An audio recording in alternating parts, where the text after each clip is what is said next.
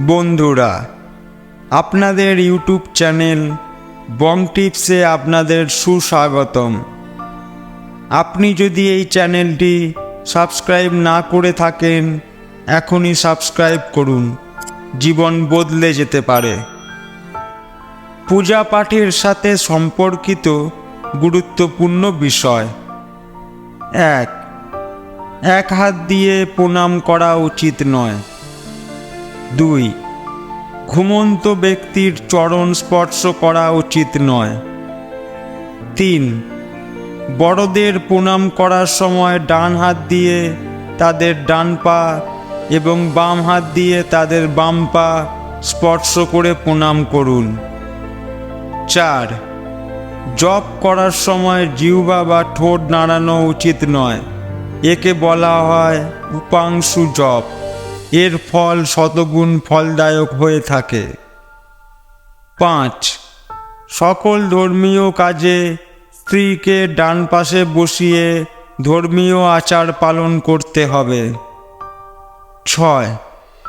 5 রাত পর্যন্ত পদ্মফুল বাসি হয় না। 7. 10 রাত পর্যন্ত তুলসী পাতা বাসি হয় না। 8. মহিলারা কুমড়ো, তরমুজ, নারকেল ইত্যাদি ভাঙবেন না বা ছুরি দিয়ে কাটবেন না, এটাকে ভালো মনে করা হয় না। 9. একাদশী, অমাবস্যা, কৃষ্ণ চতুর্দশী, পূর্ণিমা ব্রতর দিন ক্ষৌরকর্ম অর্থাৎ দাড়ি কাটা উচিত নয়। 10. জপ করার সময় ডান হাত কাপড় দিয়ে ঢেকে রাখতে হবে। 11. জপ করার সময় আসনের নিচের মাটি স্পর্শ করে চোখে লাগাতে হবে। 12. সংক্রান্তি, দ্বাদশী, অমাবস্যা, পূর্ণিমা, রবিবার সন্ধ্যায় তুলসী পাতা তোলা নিষিদ্ধ। 13.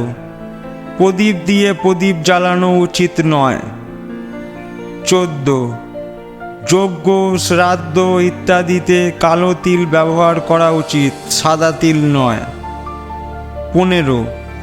শনিবার বটগাছে জল দেওয়া উচিত। বটগাছে 7 বার প্রদক্ষিণ করতে হবে। প্রদক্ষিণ করা উত্তম বলে মনে করা হয়। 16. পাতা, ফুল ও ফল মুখ নিচু করে নিবেদন করা উচিত নয়। প্রাকৃতিকভাবে যেমন থাকে তেমনই নিবেদন করা উচিত। 17. প্রসাদের চেয়ে ভোজন ব্যয়বহুল হওয়া উচিত নয়। 18. ভগবানের মূর্তি দেখলে প্রণাম করা উচিত। 19. দান সবসময় ডান হাত দিয়ে করা উচিত। 20. শিবজির কাছে বিল্বপত্র, বিষ্ণুর কাছে তুলসী, গণেশের কাছে দূর্বা, লক্ষ্মীর কাছে পদ্ম খুব প্রিয়। 21. শিবজিকে কুন্দ, বিষ্ণুজিকে ধুতরা, দেবীদের আখ এবং সূর্যদেবকে টগর ফুল নিবেদন করা উচিত নয়। 22. যদি নতুন বিল্বপত্র না পাওয়া যায় তাহলে প্রদত্ত বিল্বপত্র ধুয়ে আবার নিবেদন করা যেতে পারে। 23.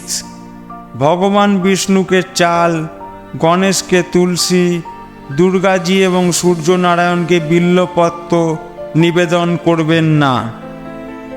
24. বিল্বপত্র উল্টে দেওয়ার পরে মোটা ভেঙে শিবজিকে নিবেদন করুন। 25. পানের ডগা ভেঙে নিবেদন করুন। 26. পচা পান বা ফুল নিবেদন করবেন না। 27. ভাদ্র শুক্লা চতুর্থীতে গণেশকে তুলসী নিবেদন করা যায়। 28. উপাসককে শুধুমাত্র কপালে তিলক লাগিয়ে পূজা করা উচিত। 29. পূর্ব দিকে মুখ করে বসে ঘণ্টা, ধূপ ও শঙ্খ, জলের পাত্র এবং পূজার সামগ্রী বাম পাশে রাখুন। 30।